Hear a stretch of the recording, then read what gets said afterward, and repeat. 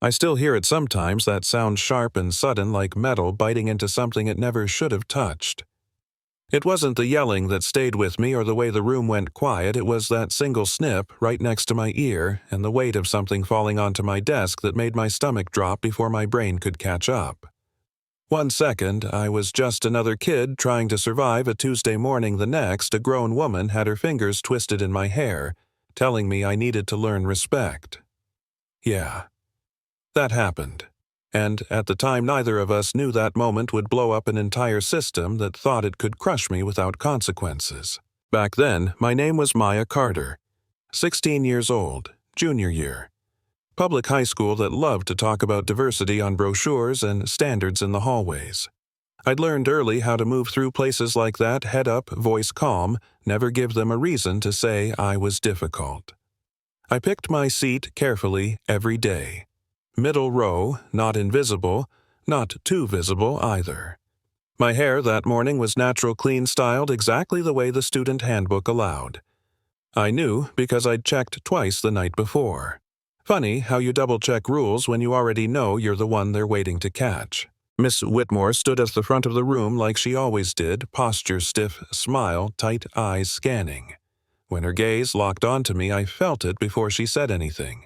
"Miss Carter," she called, dragging it out like a warning. The room hushed. She tilted her head, squinting at my hair. Said it was distracting. Said it violated policy. I told her calmly that it didn't. I even smiled a little, like maybe we could both pretend this was just a misunderstanding. That's when her face hardened. She walked back to her desk, opened a drawer, and pulled out a pair of scissors. The kind teachers use for bulletin boards. At first, I laughed under my breath. It felt unreal, like she was bluffing. She stepped closer, leaned over my desk, and said, "If you won't fix it, I will." I didn't have time to stand up. I didn't have time to react. The scissors closed. Snip. A lock of my hair dropped onto my notebook. The sound echoed louder than anyone gasping. I smelled the product I'd used that morning, felt the cold air hit my scalp, and everything inside me went very still. I didn't cry. Not then. I looked straight ahead, jaw locked, heart pounding so hard I thought everyone could hear it. Phones slid out from under desks. Someone whispered my name. Ms. Whitmore straightened up like she'd just corrected a crooked picture frame and said, "That's better." In that moment, I realized this wasn't about rules. This was about control. They escorted me to the office like I was the one who'd done something wrong. Ms. Whitmore suddenly found her tears, said she felt threatened, said I was defiant. The assistant principal nodded along, cutting me off every time I opened my mouth. He said recording wasn't allowed, said phones would be confiscated, said they needed to de-escalate. Funny word, de-escalate, when all it really meant was erase. I was suspended for disruptive behavior. Ms. Whitmore was sent home with pay. Just like that, the story flipped. I wasn't the kid who got assaulted, I was the problem. When my mom picked me up, I didn't say much. I pulled the cut hair out of my pocket wrapped in a tissue and placed it on the kitchen table. She stared at it for a long time like it was evidence from a crime scene, because that's exactly what it was. When my dad came home still wearing his work jacket, he took one look at that table and went quiet. I told them everything slowly, every detail, every word. My dad didn't raise his voice. He asked questions, times, names, where people were sitting, whether this had happened before. And when my mom pulled out the folder she'd been keeping emails, write-ups, notes from every minor incident over the past year, the room shifted. This wasn't new. This was a pattern. They warned me it would get worse before it got better. I didn't fully believe them until it did. The school extended my suspension, transferred me to an alternative program for safety. Videos vanished. Security footage malfunctioned. Online strangers said I lied, said I ruined a good teacher's life, said I should have just followed the rules. Friends stopped texting. Parents told their kids not to talk to me. Then, one afternoon, waiting for the bus outside the alternative school, 3 girls from my old school walked up, phones already out. Words turned into shoves. Shoves turned into punches. I hit the pavement, hard hands, scraping ribs, screaming, while people recorded instead of helping.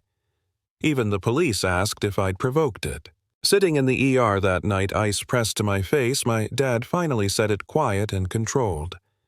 "This ends now. Not loud, not angry. Final." He told us we were going quiet. No interviews, no posts. Let them think they'd won. Because real investigations don't happen on social media. They happen in silence.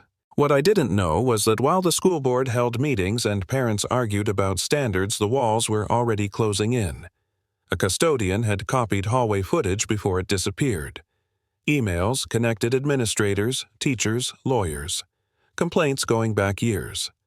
All the same pattern, same targets. When the school board meeting finally exploded, when adults screamed and pointed and accused, when one man actually swung at my father in front of cameras. That's when the truth walked in, wearing dark jackets and calm faces. Federal agents shut the room down. Phones kept recording, but this time it didn't help the people lying. They played the footage on a giant screen. Clear as day. Ms. Whitmore grabbing me before class. The hair cutting. The cover-up. The emails ordering evidence deleted. You could feel the air leave the room. The people who'd called me a liar stared at the floor. Miss Whitmore lost her license, her pension, her career. Administrators were arrested. Policies were rewritten. Oversight was put in place. Not quietly. Publicly. Months later, I stood in my room getting ready for my first day at a new school. My hair had grown back thicker, healthier. On my wall hung a small frame with that cut lock inside, not as pain, not as a trophy, but as proof. I didn't win money. I won change. A scholarship. A clean record.